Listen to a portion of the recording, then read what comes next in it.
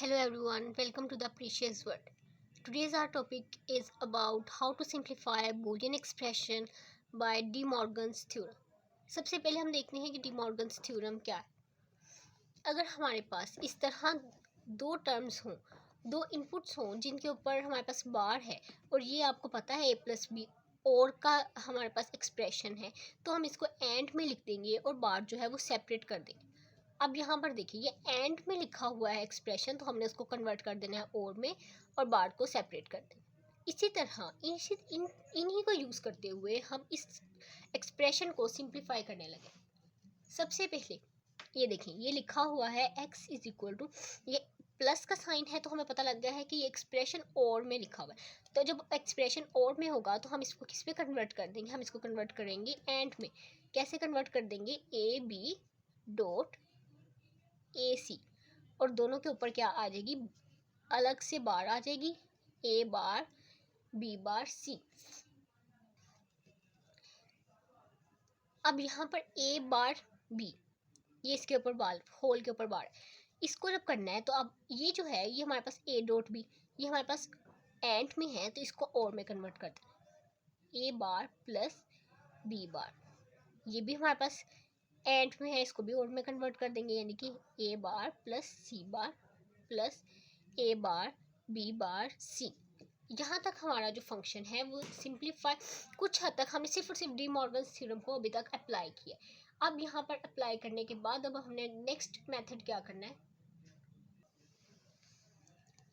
12 rule को use करते हुए हमारे पास ये आ जाएगा A bar plus B bar C plus A bar B bar C bar. ये हमने 12 रूल को जो है वो यूज़ किया है। जो 12 रूल है वो हमारे पास क्या था उसको एक दफ़ा लिख भी लेते हैं कि अगर हमारे पास ए प्लस बी ब्रैकेट ए प्लस सी हो तो हम इसको लिख सकते हैं ए प्लस बी सी।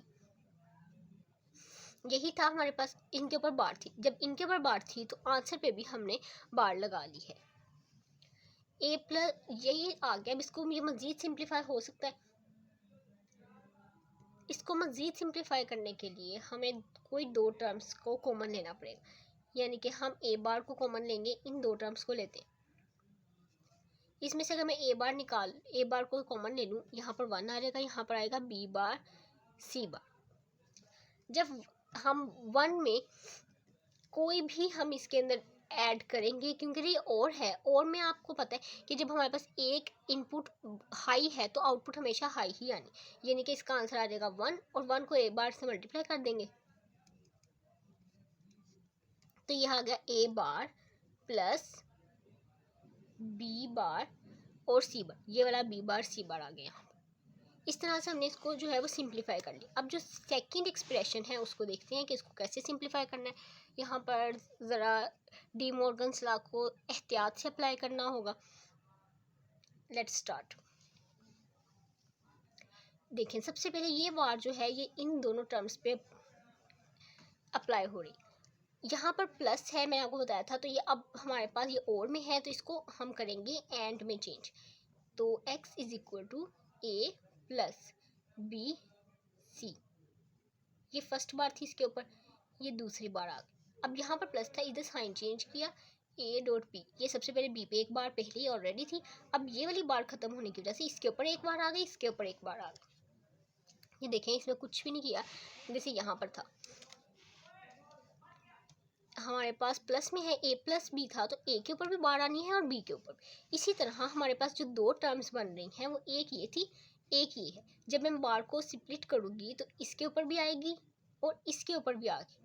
अब जब ये इसके ऊपर आ गई है तो हमने देखा था कि जब एक हमारे पास रूल था, मुझे अब इसका एग्जैक्टली नंबर नहीं याद, ये ए डबल बार हो तो उसको ये ए के ही इक्वल है। इसको हमने इसकी एक्सप्लेनेशन कुछ इस तरह की थी कि अगर मेरे पास सपोज करते हैं ए ज़ीरो है तो ज़ीरो को मैं डबल टाइम उसकी बार लूँगी, पहले एक दफ़ा इन्वर्ट करूँगी तो वो 1 हो जाएगा, दोबारा इन्वर्ट करूँगी तो वो 0 ही आएगा।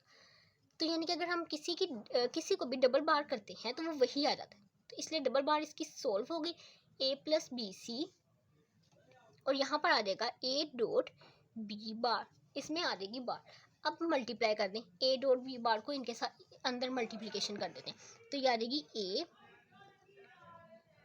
बी बार प्लस इसको ए बी बार को मैंने ए के साथ मल्टीप्लाई कर दिया। अब यहाँ पर ए, बी बार, बी और सी इस तरह आ गया।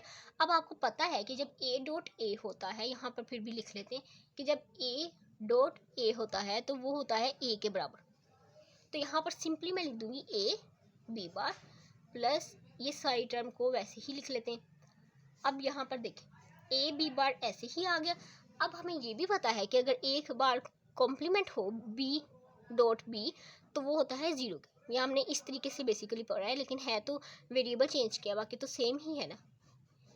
ए dot A bar is equal to zero, यानी कि ये B dot B bar is equal to zero होगा। तो ये ज़ीरो होगा तो पूरी टर्म ही ज़ीरो हो जाएगी और ये आंसर आ जाएगा ए बी बार।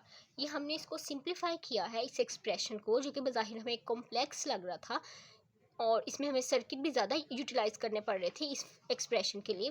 तो अब हमने इसको सिंप्लीफाई करके एक सर्किट बना लिया, एक छोटा सा हमने एक एक्सप्रेशन बना लिया है। इसका मतलब है इसमें जो है वो हमारे पास इसकी कॉस्ट भी कम आएगी इस सर्किट को बनाने में, क्योंकि इसमें हमारे पास गेट्स कम लगेंगे, गेट्स कम यूटिलाइज होंगे। Hopefully you understand the D Morgan's theorem in the best way, in the easiest way.